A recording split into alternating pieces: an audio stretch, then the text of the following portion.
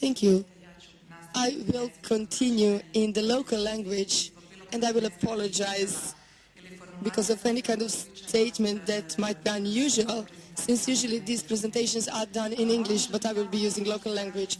I would like to say in my introduction, first of all, that we are very grateful to the hosts of this conference for inviting the author of OSCE to present our work and to speak several times actually in this conference about what we do in the field of combating hate crimes and how we work with 57 countries, members of the OSCE.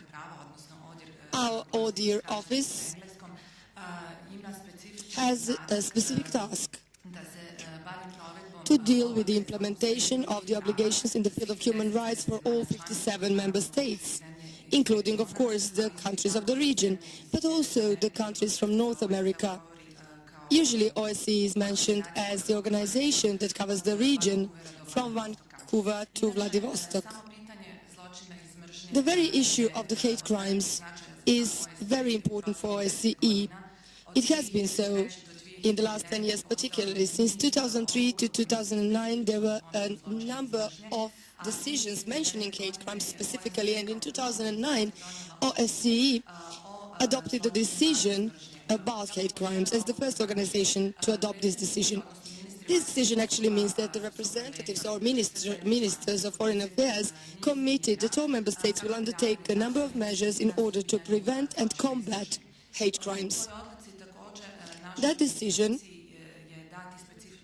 has also given a special task to our institution to be a kind of contact point, a point which will give the overview of activities of the member states about this issue. And we were also given the task to support member states in this field. And I will explain how we do it.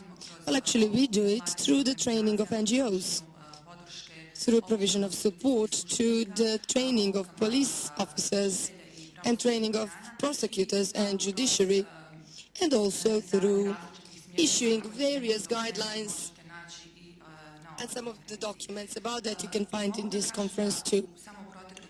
I can say that in the last year we trained about 200 representatives of NGOs, and I will be later on talking about that more, about how we work with police officers as well.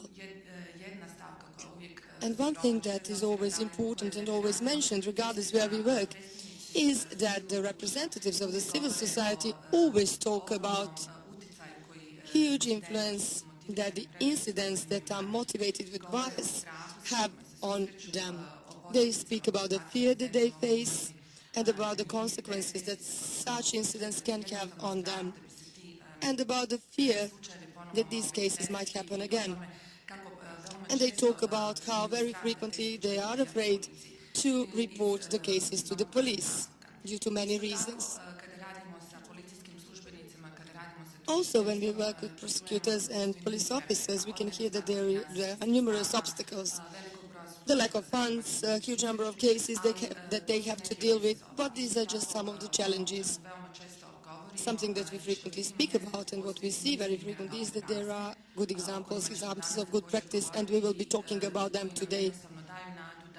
They inspire hope that the progress is possible, and that when we fight about combating hate crime, we just have to be aware that it is a long process.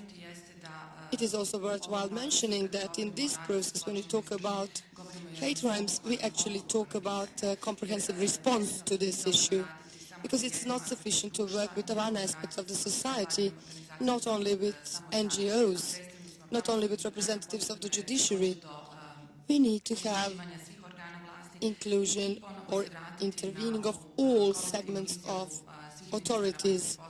And I would go back to the collective announcement of the ministers of all members of OSCE and remind all of us that all the governments undertook the commitment to deal with hate crimes. And it's the only way, just through the comprehensive response, we can achieve good results. Thank you.